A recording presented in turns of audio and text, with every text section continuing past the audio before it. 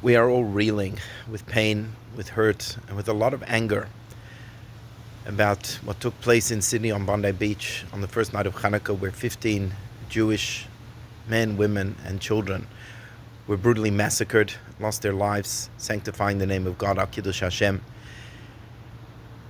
And we look for inspiration, we look for strength in these times. The fact that this took place on Chanukah is not by coincidence, and therefore has significance and a message for us.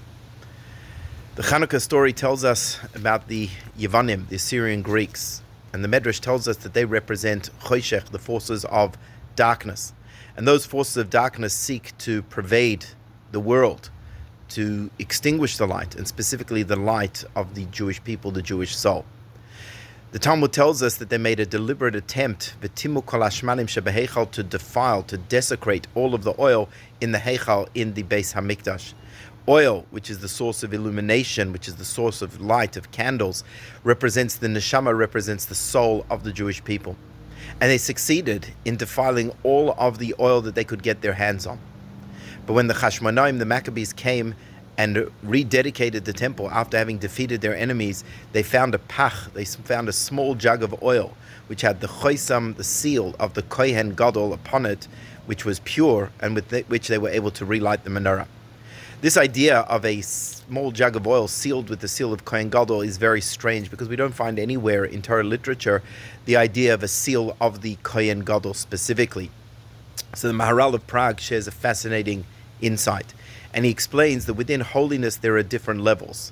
There's the level of Kodesh, and there is the level of Kodesh HaKadoshim. Just like in the Beis Hamikdash, there was a chamber called the Kodesh, but then there was a deeper, more sacred space, the Kodesh HaKadoshim, not the holy, but the Holy of Holies.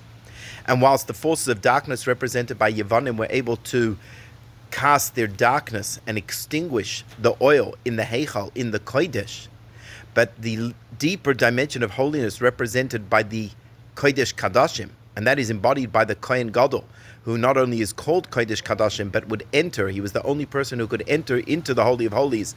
That level of holiness, that level of purity is completely sealed off from the forces of darkness and cannot be affected. And in moments of crisis, in moments of difficulties, in moments of challenges, we tap in deeper.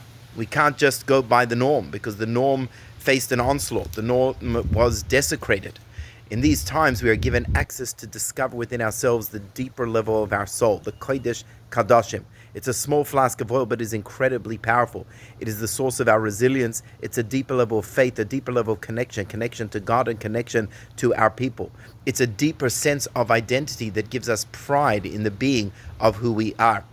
And therefore, our response in this crisis, where forces of darkness, forces of evil, forces of terrorism, forces of Jew hate, anti-Semitism darkened our world, darkened our country, darkened our society, we have the opportunity and the obligation to dig deeper within ourselves, and to tap into that core identity of Jewish pride, of Jewish strength, of Jewish faith.